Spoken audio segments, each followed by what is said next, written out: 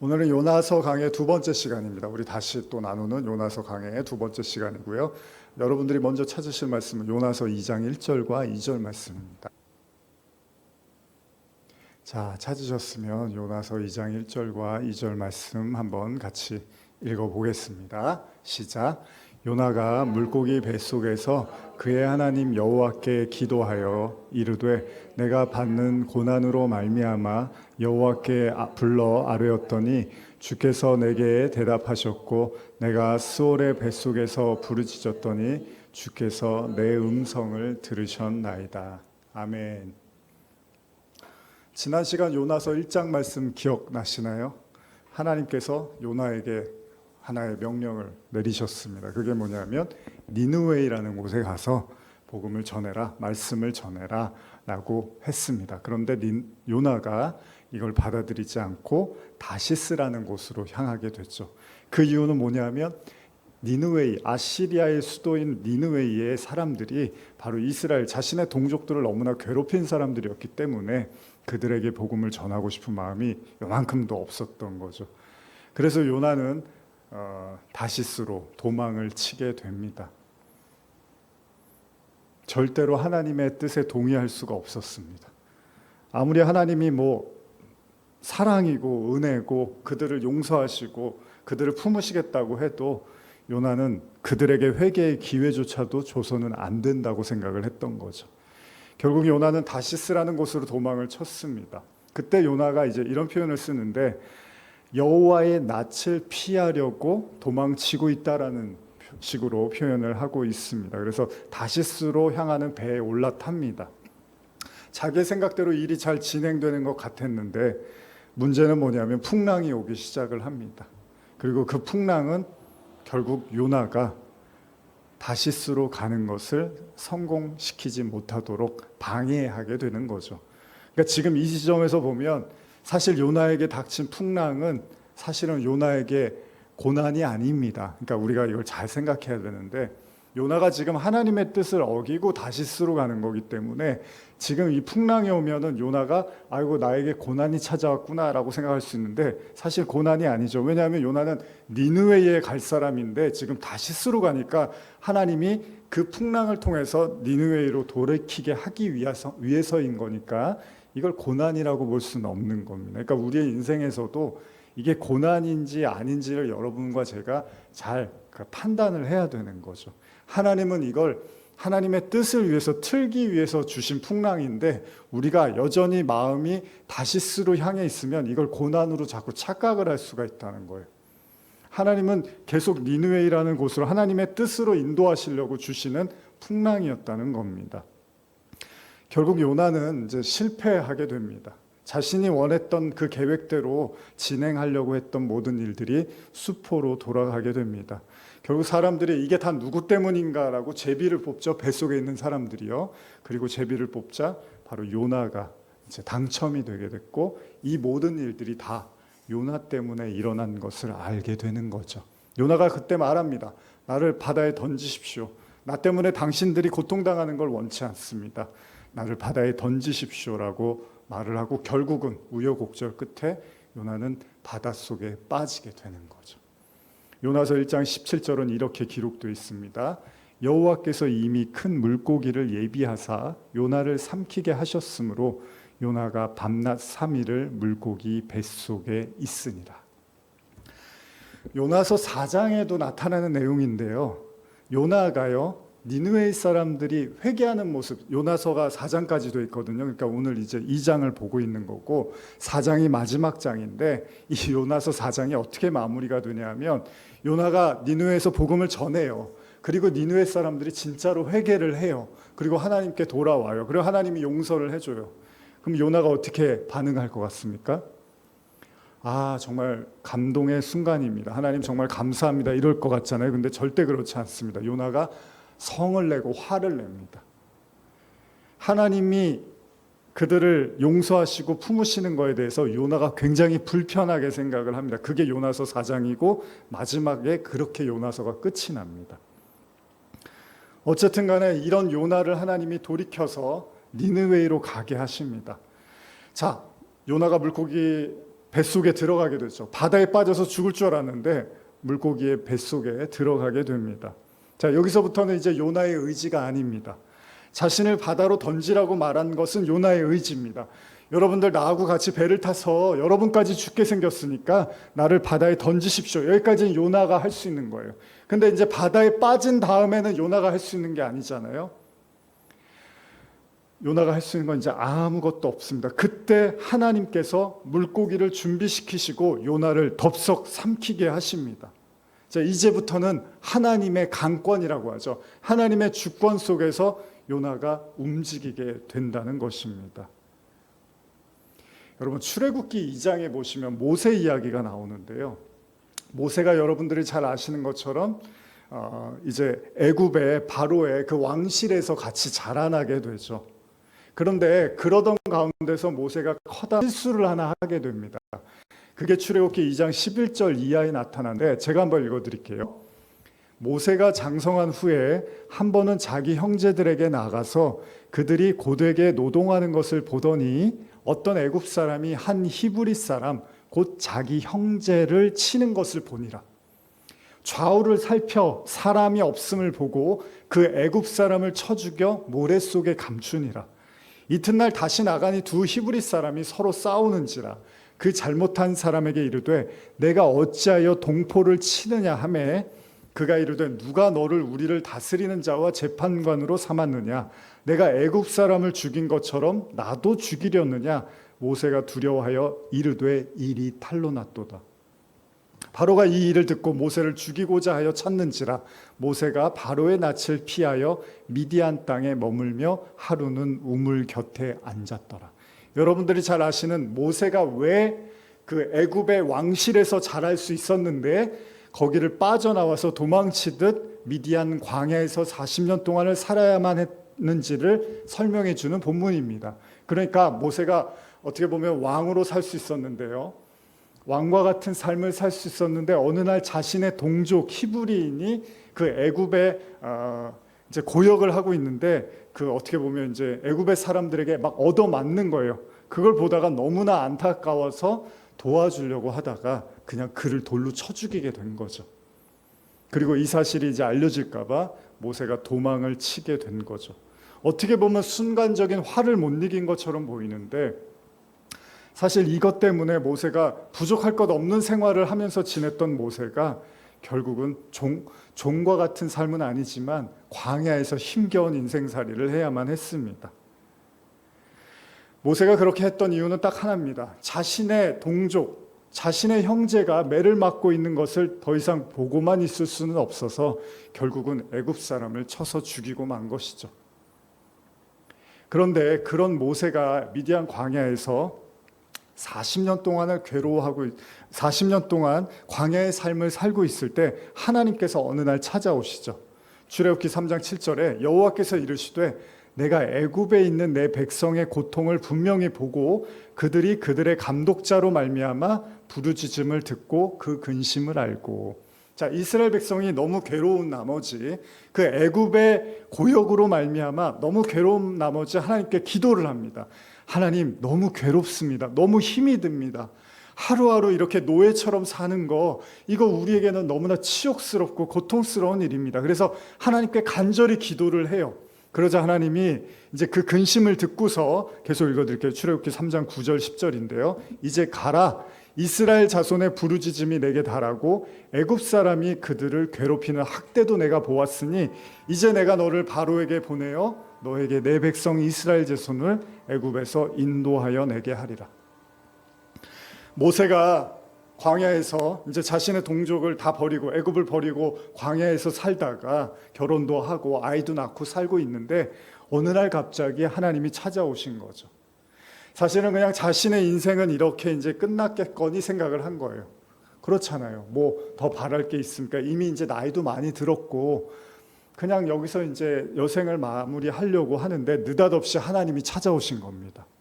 그리고 나서 뭐라고 하시냐면 다시 애굽으로 돌아가서 너희들의 동족들을 끌고 나오라는 거예요. 엄청난 이야기죠. 근데 문제는 뭡니까? 모세가 자신이 없습니다. 아무리 생각해봐도 자기가 그럴 만한 인재가 못 되고 이미 그곳을 빠져나온 지 40년이나 지났어요. 다 지난 얘기예요. 여러분, 지금부터 40년 전에 여러분들 떠올려 보십시오. 우리 학생은 이제 어머니 뱃속에 있기도 훨씬 전이겠죠. 여러분들의 인생, 여러분들의 나이에서 40을 빼면 저도 뭐 굉장히 어린아이네요. 근데 그 40년 전에 다 지나온 얘기인데 하나님이 갑자기 40년 전 이야기를 꺼내면서 글로 들어가서 다시 동족들을 데리고 나오라고 합니다. 모세가 의아해합니다. 하나님, 지금 뭘 잘못 생각하시는 것 같은데 저는 그럴 만한 사람이 못 되고요. 그럴 일을 할 수 있는 사람은 따로 있을 겁니다. 그래서 뭐라고 하냐면요. 출애굽기 4장 10절에 이런 말을 해요. 모세가 여호와께 아뢰되 오 주여 나는 본래 말을 잘하지 못하는 자니이다. 주께서 주의 종에게 명령하신 후에도 역시 그러하니 나는 입이 뻣뻣하고 혀가 둔한 자니이다. 말을 못한다는 걸 이제 핑계로 삼는 거예요. 뭐 어쨌든 뭐 하나는 핑계를 삼아야 되잖아요. 우리도 뭘 못한다 그러면 왜 못하는지를 얘기해야 되잖아요.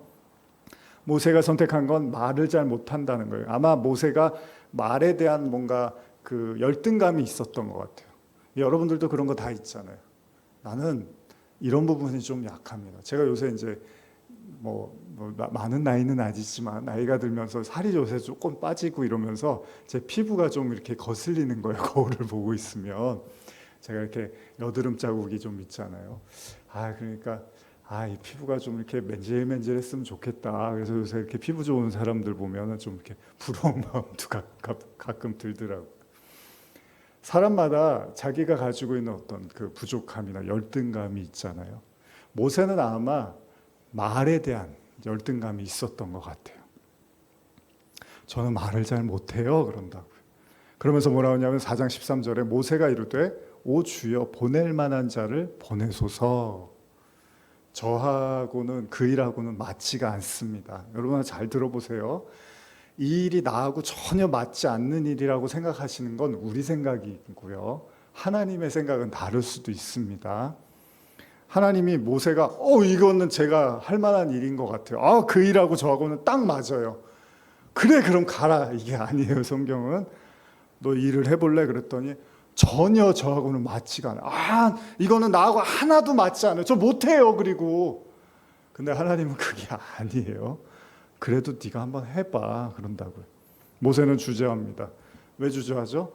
사실은 말을 못해서가 아니라 여러분도 그렇지만 우리가 말하는 것보다 생각보다 더 깊은 이유가 있어요. 사람들만 나름대로는 사연이 다 있어요. 모세는 돌아오고 싶지 않은 마음이 왜 있었냐면 여러 가지 이유가 있지만 그 중에 하나는 뭡니까? 모세가 그 애굽으로 돌아가면 어떻게 되죠? 거의 거기서는 현상수배범이란 말이에요. 거기서는 모세가 들어가는 순간에 죽을 수도 있어요. 왜냐하면 애굽의 병사를 죽였으니까. 그러니까 내가 돌아가는 순간 나는 죽을 수도 있다는 생각, 이것 때문에 모세가 사실은 들어갈 수가 없는 거예요. 근데 사람이 재밌는 게 저 가면 죽어요 이렇게 말은 또 안 해요. 저 말을 못해요 이런다고요. 하나님한테.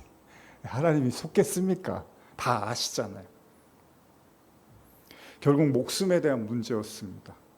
그래서 하나님이 잘 아시잖아요 이걸. 그래서 하나님께서 뭐라고 하시냐면 출애굽기 4장 19절에 이런 말씀을 하세요. 여호와께서 미디안에서 모세에게 이르시되 애굽으로 돌아가라. 내 목숨을 노리던 자가 다 죽었느니라. 이렇게 말씀을 하세요. 그러니까 다 알고 계시는 거죠. 네가 목숨이 두려워서 못 들어가는 거 내가 알고 있어. 너를 노리던 모든 사람들이 이미 다 죽었어. 40년이 흐르고 다 지나간 이야기야. 그때야 비로소 모세가 조금이나마 안심을 했을지도 모릅니다. 자신의 안전이 보장되었느냐, 이게 이제 모세에게 중요한 거였는데 결국은 하나님은 그것까지도 다 계획을 해 놓으셨다는 겁니다. 그럼 여기서 또 한 가지 문제가 생깁니다. 뭐죠? 자, 이제 안 죽을 거는 이제 알았어요. 가면 하나님께서 목숨을 살려주실 수도 있도록 준비를 해 놓으셨구나. 이건 알았는데 또 한 가지는 뭐냐면 하나 또 있는 게 바로 상처입니다. 상처. 40년 전에 모세가 왜 도망을 쳤냐 하면요, 사실 기억하고 싶지 않은 이야기가 하나 있는데, 자신의 동족을 핍박하는 애굽인을 쳐서 죽인 그런, 어떻게 보면은 정의감에서, 사랑하는 마음에서 했던 행동이 오히려 화근이 돼서 살인자로 몰려서 화려한 왕궁 생활을 피하고 광야 한가운데로 나온 거잖아요. 그런데 그 상처, 뭐냐 하면 아무리 노력을 하고 애를 써도 빠져나오기 힘든 생각이 뭐였냐면요, 그 자신들의 동족들도 모세를 같이 비난을 했었어요. 그 당시.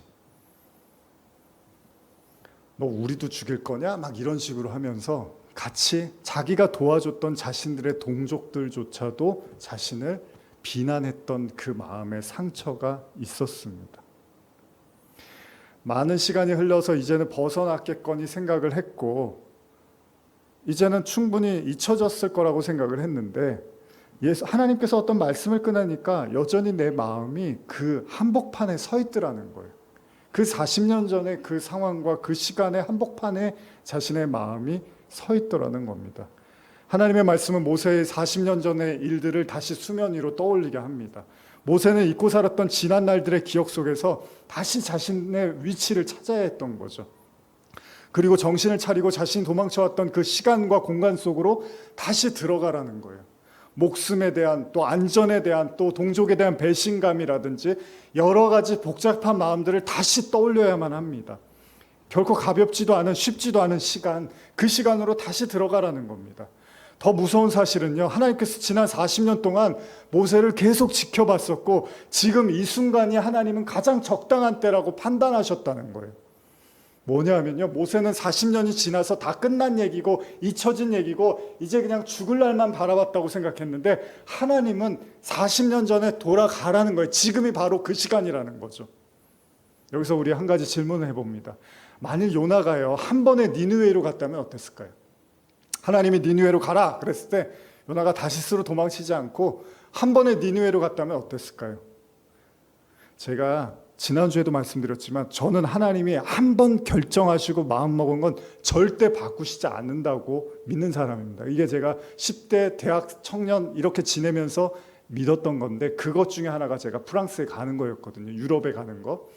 유럽에 가는 걸 중학교 3학년 때 처음으로 마음을 먹고, 사실은 이제 뭐 나름대로 공부하고 신학교 가고 이런 과정들, 어려움도 있었지만 뭐 결혼도 하고 아이도 낳았지만, 제 마음속에 변하지 않는 믿음은 하나님이 주신 말씀은 어떤 형태로든지 간에 하나님이 책임을 지신다는 거였어요. 그러니까 뭐냐면, 제가 무슨 능력자가 돼서 유럽에 가지 못하더라도, 제가 이제 유럽 선교가 비전이었으니까, 그렇게 하지 못한다 하더라도 하나님이 주신 말씀이면 여기에 대해서 어떤 형태로든지 하나님이 책임을 지실 거라는 믿음이 있었습니다. 그래서 나중에는 상황과 환경이 막 흔들려대도 그래도 언젠가는 나는 유럽의 어떤 한 나라에 가게 될 거야라는 믿음을 갖게 됐던 거죠. 니느웨로 가라라는 말씀이 떨어진 순간 요나는 어떻게든 결국 니느웨에 가게 된다는 거예요. 이게 하나님이고 이게 신앙입니다, 여러분. 여러분, 니느웨로 갔다면 요나가 물고기 뱃속에 지금 들어가야 될 일은 없었겠죠. 물고기 뱃속에 들어간다는 건요, 거의 죽다 살아난다는 겁니다. 그렇잖아요. 물고기 뱃속에서 어떻게 생명을 장담할 수 있겠습니까? 그 물고기 뱃속에 들어가서 거기서 3일 동안 있다가 살아나올 거라고 누가 장담할 수 있겠습니까? 하나님의 선택은 뭐였냐면 요나를 물고기 뱃속으로 넣었습니다. 바다에 떨어진 요나는 풍랑에 의해서 다시 해변에 놓일 수도 있었을 겁니다. 그런데 하나님은요, 그냥 떠밀려서 풍랑에서 해변가에 머물게 하는 게 아니라 물고기 뱃속으로 정확하게 집어넣고요, 거기서 마치 우리가 피노키오 이야기 아시죠? 피노키오가 들어갔던 그 상어의 뱃속에 들어간 것처럼 요나는 마치 동화를 연상시키는 물고기 뱃속에 들어가고야 합니다. 자, 우리가 이걸 쉽게 생각할 수 없는데요, 요나가 지금 이 물고기 뱃속에서 뭐라고 말을 하냐 하면, 제가 현대어를 읽어드릴게요. 요나서 2장 1절 2절입니다. 그때 요나는 물고기 뱃속에서 자기 하나님 여호와께 기도를 올렸다. 내가 꽉 막힌 곳에서 주께 부르짖었더니 주께서 대답해 주셨습니다. 내가 죽음의 뱃속에서 살려달라고 외쳤더니 주께서 나의 소리를 들으셨습니다. 자, 요나가 이런 말을 합니다. 꽉 막힌 곳. 그러니까 여기로 오늘 이제 스올의 뱃속이라고 제가 제목을 정했는데, 스올이라는 게 지옥이라고 생각하시면 됩니다. 그러니까 정말 어두컴컴하고 꽉 막혀 있는 그 공간과 장소로 하나님이 요나를 집어넣으셨습니다. 사방이 꽉 막히고 어떤 것도 보이지가 않습니다. 어떤 것도 할 수가 없습니다. 그야말로 캄캄합니다. 그 요나는 그 스올의 뱃속, 죽음의 뱃속이라고 현대어 성경은 표현을 하고 있는데요. 자, 이게 하나님이 준비하신 요나의 처소였습니다. 다시스, 니느웨이를 어기고 다시스로 돌아간 요나에게 하나님이 준비하신 처소는 스올의 뱃속이었습니다. 자, 요나 입장에선 굉장히 두렵고 떨리는 공간입니다. 언제 죽을지도 몰라요. 정말 위험한 곳입니다. 죽음의 뱃속, 스올의 뱃속이 맞습니다. 그런데 하나님은 어떠실까요? 자, 하나님의 입장에서 생각해 봅니다. 하나님이 요나를 왜 물고기 뱃속에 넣으셨을까요? 하나님이 요나를 죽이려고 그러신 건가요? 아니죠. 죽이려고 하셨으면 그냥 물고기를 준비하실 필요도 없죠. 그냥 바다에 빠져서 죽이면 됩니다. 근데 성경은 뭐라 그럽니까? 하나님이 물고기를 예비해 두셨다고 해요. 그러면 그 얘기는 뭐냐면 하나님이 꼭 하고 싶은 얘기가 있다는 거예요. 이 일을 통해서 반드시 요나에게 하고 싶은 메시지가 있다는 겁니다. 제가 말씀을 준비하면서 그런 생각이 들었어요. 왜 인간이요, 하나님을 만나려면 이렇게 힘들까? 그냥 여러분들이 기도하면 바로 하나님이 대답해 주시면 좋잖아요. 야, 네가 기도를 오늘 5가지 했거든? 내가 2가지는 들어주고 3가지는 안 들어줄게. 이거는 아니야. 2가지는 맞아. 이건 내가 들어줄게. 아, 이 2가지는 근데 지금은 안 들어줄게. 10년 지나서 들어줄게. 이렇게 얘기해 주시면 얼마나 좋아요. 아무 말도 안 하시잖아요, 하나님이. 근데 요나서를 보면 하나님이 요나에게 나타나시기 위한 과정에서 요나가 이런 절체절명의 상황까지 가게 되더라는 거예요. 왜 하나님 만나는 게 이렇게 고달프고 어려울까요? 여러분 혹시 밤새 기도해 보신 적 있으십니까? 저는 좀 종종 있었습니다. 요즘은 그렇지는 않지만. 기도하다 보면 이 창자가 정말 이렇게 뒤틀리는 것처럼 아픕니다. 너무 괴로워서 하는 기도는요, 창자가 뒤틀립니다.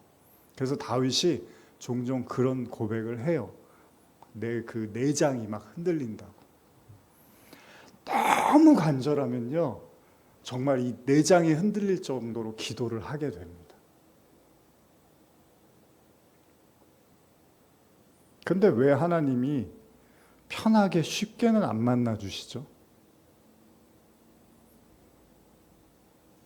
여러분 자녀들 혹시 키워보시거나 아이들 한 번 말하면 얘기 듣나요?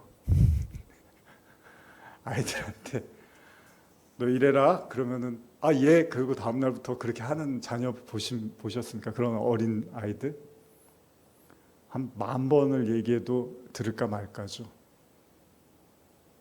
대충 대답이 되셨을 거라고 생각합니다. 하나님이 왜 여러분 쉽게 안 만나주시는지 아십니까? 쉽게 만나주시면 우리도 쉽게 생각합니다. 잔소리라고 하죠. 어른들 이렇게 아이들한테 얘기하면 잔소리 좀 그만해요 그런다고. 근데 그 잔소리를 언제 깨닫냐면 20년, 30년이 지나야지 그게 잔소리가 아니라는 걸 알게 되거든요. 하나님이요, 이렇게 요새 우리 밥 먹고 하도 요즘 수련회 이후로부터 저도 밥 먹고 카페 가는 일이 많아지니까 그 예전에는 뭔가 특별한 날 하루였는데 그게 좀 잦아지니까 뭔가 되게 평범한 하루처럼 느껴지기도 했지만 하나님이 무슨 디저트처럼 나타나시면 좋잖아요. 근데 그게 일상이 돼버리면 안 들립니다, 우리 귀에. 저도 사실 여러분들한테 강조는 안 했는데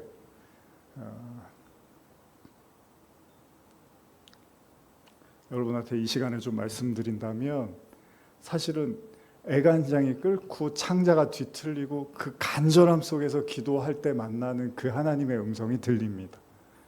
평소에는 하나님이 사람을 통해서 말씀하셔도 안 들립니다. 사람. 하나님도 너무나 잘 아시죠. 여러분 뛰는 놈 위에 나는 놈이 있다고 하잖아요. 하나님이 우리 머리 꼭대기에 계신데 우리가 이렇게 저렇게 한다고 하나님이 속아 넘어가시지는 않겠죠. 요나가 여러분 물고기 뱃속에 들어와서 그제서야 니느웨이로 가야 되는 거구나라고 생각을 하게 되는 거죠. 어쩌면 지금 요나의 상황은 요나가 원해서 기도하는 상황은 아닙니다. 기도하고 싶어서 기도하는 게 아니라 기도할 수밖에 없는 상황까지 와버렸어요. 그래서 저는 여러분들이 물론 아프고 힘들고 고난이 많으시면 당연히 저도 아프고 저도 마음 아픈 일들 많이 보니까요. 근데 또 한편으로는요, 여러분들이 그 극한과 절박의 상황에서 기도할 수 있다면 그것도 또 한편의 축복이기도 합니다. 요나의 기도 제목은 뭐였어요? 지금까지 요나의 기도 제목은 뭐였습니까? 다시스로 가게 해달라는 게 요나의 기도 제목이었습니다. 하나님, 니느웨이는 말고 다시스로 가게 해주세요. 예수 그리스도의 이름으로 기도합니다. 아멘. 그러면 저쪽에서 뭐라 그러실까요? 뭐라 그러실까요? 배를 타면서도 하나님, 이 배가 절대로 어떤 일도 안 생기고 이 티켓 잘 사서 잘 안착할 수 있도록 주님 도와주세요. 주님, 이 배가 다시스에 잘 안착할 수 있도록 주여 도와주세요. 막 그랬을 거예요. 저쪽에서 뭐라 그러실까요? 주님 제발 다시스 주여 주여 밤새 그냥 기도를 했을 거예요. 근데 하나님은 아닌 거예요. 그래서 가끔은 기도가 고집이 돼서는 안 됩니다. 여러분, 어떤 분들은 막 고집 세게 기도하고서 나는 기도 많이 했다고, 나하고 하나님, 나처럼 친한 사람은 없다고 하는 사람도 있을 수 있습니다. 근데 그 기도가 니느웨이가 아니라 다시 쓸 수도 있어요. 근데 나는 기도 많이 했어요, 이럴 수도 있다고요. 자신에게는 기도일지 모르지만 하나님은 그가 기도하면 할수록 하나님을 대적하는 기도를 하고 있는 거죠. 문제는 우리 모두가 그렇게 늘 하나님의 뜻을 거스른다는 거잖아요. 요나처럼 우리도요. 그런 의미에서 죄인된 모습을 요나가 보여주고 있는 거죠. 중요한 사실은요, 하나님이 니느웨를 구원하시기 위한 선지자로 요나를 택하셨는데, 자, 요나가 바다에 빠졌습니다. 그리고 그를 구하기 위해서 한 마리의 물고기를 예비하셨습니다. 자, 이게 뭘 이야기합니까? 하나님은요, 여러분과 저를 아주 철두철미하게 계속 지켜보시고 어떤 형태로든지 간에 치밀하게 몰고 가신다는 거예요. 그러니까 요나를 집어삼킨 물고기도, 그리고 그 뱃속에 들어앉은 요나도요, 이게 다 뭐예요? 하나님의 계획 속에 있었던 거예요.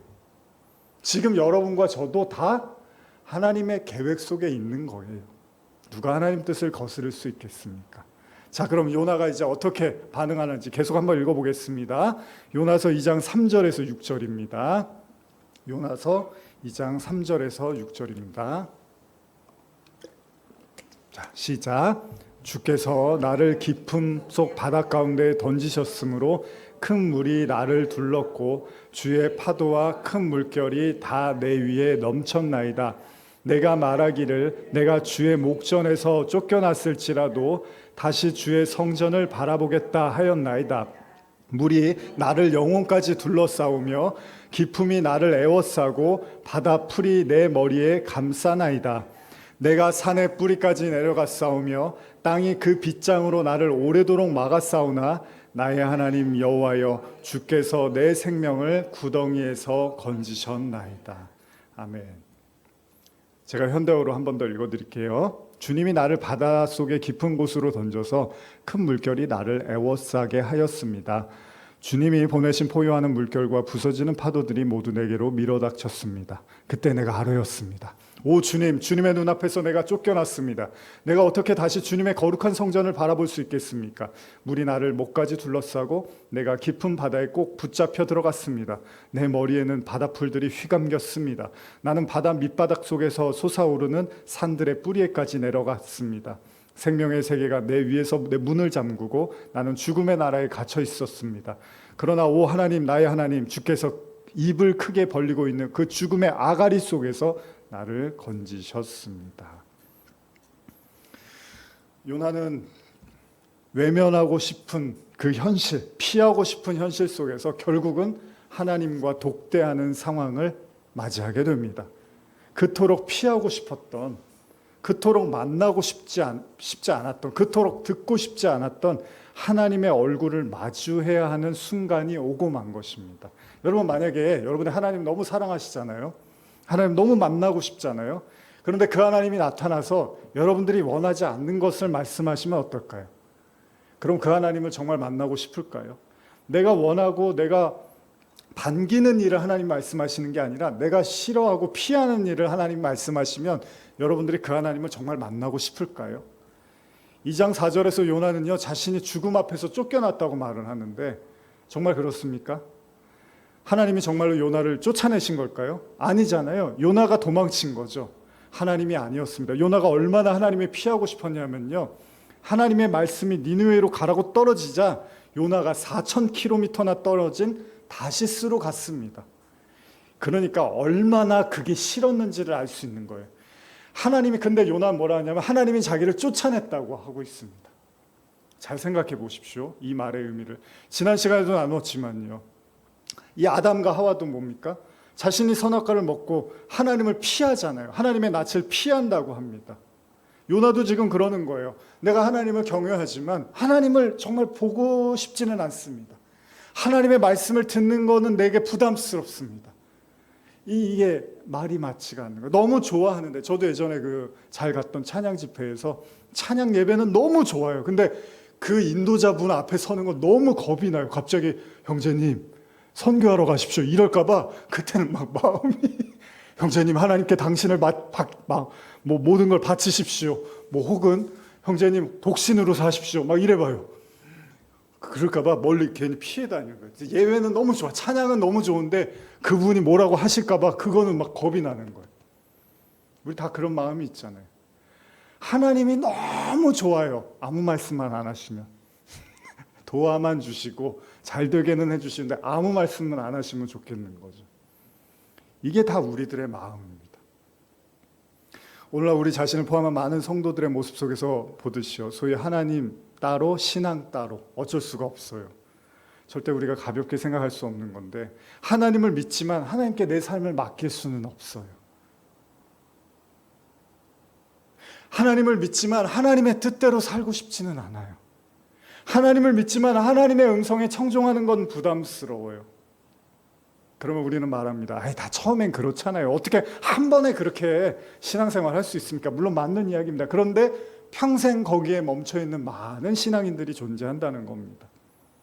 여러분, 사람이라는 게 생각이 잘 안 바뀝니다. 무슨 얘기냐면요, 평생이 가도 신앙이 제자리에 멈춰있는 사람들이 많이 있다는 거예요. 교회 30년, 40년, 50년 다녀도요, 그냥 똑같은 신앙 가지고 있는 사람도 많습니다. 여러분, 분명히 그리스도를 믿었으면 하나님의 내 영역이 줄어들고 하나님의 영역으로 좀 더 나타나야 되는데, 계속 시간이 흘러도 옛날 그대로 그 모습, 그 생각 가지고 사는 사람이 많다는 겁니다. 나중에는 하나님과 땅 따먹기를 합니다. 여러분, 요나가 지금 믿음이 없어서 이런 행동을 하는 게 아닙니다. 요나는 선지자였습니다. 선지자는 하나님과 교통하는 사람인데, 그 요나도 니느웨로 가라고 하는 하나님 말씀은 싫어요. 듣고 싶지 않는 거죠. 아브라함도 뭐라 그럽니까? 이삭을 주겠다고 하니까 이스마엘 있잖아요. 하나님 무슨 이삭이에요? 필요 없어요. 이스마엘이나 축복해 주세요. 이게 인간의 현 주소입니다. 그렇습니다. 어쩌면 그런 기도가 들어지지 않는 게 우리에게 유익할 수도 있어요. 여러분, 다시스로 가게 해달라고 40일 작정 금식했는데 진짜 40일 기도 후에 다시스로 가는 걸 성공했으면 어떻게 될까요? 이게 중요한 겁니다. 요나가 절대로 용서가 안 됐겠죠. 그의 인생을 통틀어서 그가 선지자로 하나님과 관계를 맺고 살았음에도 불구하고 그는 하나님의 사랑과 용서를 깨닫지 못한 채 죽었을 거예요. 무슨 말이냐면, 요나가 반드시 니느웨에 가야만 깨달을 수 있는 게 있다는 거예요. 그 일을 해야지만 알 수 있는 게 있다는 거죠. 그 일을 해보지 않으면 절대 깨달을 수 없는 것들이 있다는 거예요. 그걸 하나님이 말씀으로 요나에게 던져주신 거고, 그걸 우리는 뭐라고 하죠? 그걸 사랑이라고 하는 겁니다. 여러분, 사랑은 하고 싶은 대로 하십시오라고 하는 게 사랑이 아니고요, 이거 꼭 해야 됩니다, 이거 꼭 드셔야 됩니다, 이렇게 꼭 하셔야 됩니다라고 해주는 게 사랑인 겁니다. 그냥 원하는 대로 다 하세요라고 하는 건 의사 선생님들이 정말로 이제 수명이 얼마 안 남으면 하고 싶은 거 다 하세요. 그냥 원 없이 하세요. 그거는 이제 마지막을 앞둔 사람한테 그렇게 하는 거고, 희망이 있는 사람한테는 조금이라도 그래도 이러시면 안 됩니다. 그래도 이거는 하셔야 됩니다. 라고 말을 하는 겁니다. 요나는 하나님의 손에서 벗어날 생각만 합니다. 하나님을 경외하는데, 지금 오늘도 마찬가지로 많은 사람이 예배는 드리고 있지만 하나님의 손아귀에 들어가고 싶은 마음은 없습니다. 깨닫지를 못한 거예요. 하나님이 사랑이라는 걸 깨닫지를 못한 거예요. 하나님의 말씀은 부담스럽기만 하고 나를 질책하는 것 같고 나를 계속 자극하는 것만 같고, 왜 하나님을 이렇게 불편하게 하시는 건가. 그래서 사람들이요, 요새는 익명성 때문에도 그냥 큰 교회 나가는 거예요. 뭐 누가 뭐라는 사람도 없고 나 알아보는 사람도 없고 내가 왔다 갔는지도 모르겠고, 그러니까 목사님도 나 모르고 내가 지난주에 뭐 왔는지 안 왔는지 아무도 묻지를 않거든요. 그러니까 교제할 필요도 없고 뭐 옆에 있는 사람 누군지 알 필요도 없고 같이 밥 먹어야 해서 뭐 괜히 스트레스 받을 필요도 없고, 교회는 다니는데 신앙생활은 안 해요. 하나님은 믿는데 하나님과 가까우고 싶진 않은 거예요. 다 이런 거예요, 여러분. 여러분, 가까이 지내는 게 불편하잖아요. 여행 같은 거 가면 그런 거 많이 느끼잖아요. 평소에 친하게 지낸 사람하고 여행 가면 이제 다 보인다고요. 나는 이거 먹고 싶은데 자꾸 저거 먹자 그러고, 난 여기 가고 싶은데 자꾸 저기 가자 그러고, 나는 좀 더 자고 싶은데 일찍 일어나자 그러고, 근데 저 사람하고 나는 진짜 안 맞는구나, 이런 거잖아요. 신앙생활도 똑같습니다. 하나님하고 가까워지면 불편한 일들이 생깁니다. 근데 그걸 사랑이라고 믿고 확신하면 가까워지는 거고, 그게 사랑이 아닌 것 같고 불편하고 짐으로 느껴지면 하나님하고 점점 멀어지지만 신앙생활은 열심히 할 수 있어요, 여러분. 여러분들의 선택입니다. 다시스에 가서 선지자로 살아도 돼요. 근데 하나님은 하나도 인정 안 해주는 그런 사역을 하고 있는 거죠. 자, 요나는 이제 깨달아야 됩니다. 니느웨로 가라는 게 나에게 굉장히 중요한 인생의 숙제라는 걸 요나가 알아야 되는 시간이 온 것입니다. 요나서 2장 6절을 한 번 더 제가 현대어로 읽어드릴게요. 나는 바다 밑바닥에서 솟아오르는 산들의 뿌리에까지 내려갔습니다. 생명의 세계가 내 위에서 문을 잠그고 나는 죽음의 나라에 갇혀 있었습니다. 그러나 오 여호와 하나님, 나의 하나님, 주께서 입을 크게 벌리고 있는 그 죽음의 아가리 속에서 나를 건져내셨습니다. 요나가 뭘 깨닫습니까? 하나님의 뜻을 어기는 삶이 죽음이라는 걸 알게 됩니다. 이게 죽은 것과 다르지 않는 거구나. 스스로 아무런 선택과 결정도 할 수가 없습니다. 물고기가 가는 대로 가야 되고요. 거기에 몸을 맡겨야 됩니다. 이 처절한 신세에 놓인 이 비린내로 가득한 한 치 앞도 보이지 않는 이 물고기 뱃속에서 감옥보다도 더한 감옥, 바로 요나가 가려고 하는 다시스가 이런 다 감옥이라는 거예요. 하나님한테는. 그게 뭡니까? 너의 마음이 감옥으로 가득 차 있다는 거예요. 그 아시리아에 대한 분노와 증오의 감옥이 네 마음속에 가득 차 있는데 너는 아직도 그걸 보지 못하고 니느웨를 도망쳐서 다시스에 가려고만 하는구나. 네가 니느웨에 가야지만 그 마음의 분노와 증오와 미움을 극복할 수 있는 것 아니냐라고 하나님이 말씀하신 거죠. 어쩌면 물고기 뱃속은 골방과도 같은 곳일지도 모릅니다. 마태복음 6장 6절에 이런 말씀이 있는데요. 너는 기도할 때 내 골방에 들어가 문을 닫고 은밀한 중에 계신 내 아버지께 기도하라. 은밀한 중에 보시는 내 아버지께서 갚으시리라. 골방의 그 원어의 의미가 뭐냐면 밀실이라는 뜻이 있거든요. 비밀스러운 공간. 여러분 집에 그런 공간이 있으십니까? 저도 이제 예전에 그렇게 조용히 기도하는 곳이 있었는데, 현대로 한번 더 읽어드릴게요. 그러니 너는 혼자 골방에 들어가 문을 닫고 남의 눈에 띄지 않는 데서 너희 아버지께 기도하라. 너희 비밀을 아시는 아버지께서 다 들어주실 것이다. 무슨 이야기입니까? 거짓말하지 않아도 되는, 외식하지 않아도 되는 진짜 진실의 방, 우리 진실의 방 아시죠? 그 진실의 방, 골방을 하나님께서 우리에게 초대하고 계시다는 겁니다. 근데 중요한 게 있습니다. 이제 말씀을 마무리하겠습니다.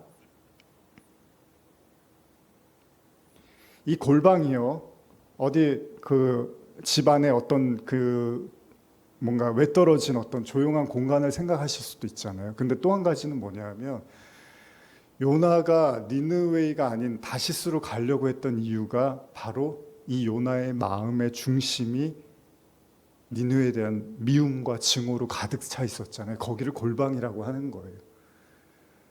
여러분들이 감추고 있는 마음, 여러분들이 아직 회복되지 않은 마음, 40년 전에 다 지난 이야기라고 생각했고 이제는 더 이상 내 일과는 무관한 일이라고 생각했던 그 골방을 하나님은 다 보고 계시다는 겁니다. 무슨 말이냐면 여러분들의 가장 깊은 마음의 상처를 하나님은 치료하시기를 원하신다는 겁니다.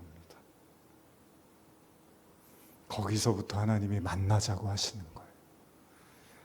뭐 사역한다고 뭐 한다고 요란하게 시끄럽게 하면 하나님이 박수 쳐주실 것 같죠? 아니요. 하나님이 다윗에게 뭐라고 합니까? 다윗이 깨달아요. 하나님은 최고의 예배나 제물을 받으시는 게 아니라 우리의 상한 마음을 받으시는군요 라는 걸 다윗이 처절한 죄를 깨닫고 비로소 깨닫게 됩니다. 여러분, 하나님은요 사람들의 눈에 보이는 어떤 좋아 보이는 거에 같이 하나님도 흥분하고 이렇게나 많이 왔어? 어우, 찬양을 이렇게 잘 불러? 어우, 헌금을 이렇게 많이 했어? 옷을 이렇게 이쁜 걸 입고 왔어? 하나님은 그런 거에 관심 없습니다. 그 사람의 상한 마음, 그 사람이, 여러분 부모님이 자녀를 볼 때 제 얼굴이 안색이 왜 안 좋지? 제 어디 아픈가? 이런 게 중요하지. 아유, 제가 저런 가방을 하고 왔네. 아유, 제가 뭐 옷을 저렇게 입고 왔네. 이런 거는 부모님이 그렇게 중요하지 않습니다. 하나님이 여러분들에게 골방으로 부르시는 건 여러분들의 마음에 병든 마음, 상한 마음, 치료받아야 될 마음에 거기에 하나님은 관심이 있다는 겁니다. 지나간 일이라고 덮어두지 마십시오. 지나간 것은 지나간 대로 그런 이유가 있죠. 그리고 덮어두시지 마시고 오늘 이 요나서를 보며 이 여름 이 말씀을 들으시면서 내가 왜 하나님께 깊이 부르짖지 못하는가? 내가 왜 하나님께 간절히 찾지 못하는가? 혹시 내 마음속에 하나님과 깊은 담이 있는 것은 아닌가? 하나님에 대한 깊은 상처가 있는 것은 아닌가? 요나가 그럴 만도 한 게요. 아시리아가 이스라엘을 괴롭힐 동안 하나님은 뭘 하셨냐는 거예요. 자신의 동족이 아픔을 당할 동안 도대체 하나님은 뭘 하셨냐는 거예요. 하나님에 대한 미움이 있었던 거예요. 그래서 하나님 말을 듣고 싶지 않았던 거예요. 근데 재밌는 건 그래도 다시스에 가서 또 사역은 하려고 하는 게 인간의 이중적인 외식이라는 겁니다. 오늘 여러분들의 마음을 하나님께 깊이 들이시고 기도하시며 나가시기를 축복합니다. 우리 같이 찬양하시겠습니다.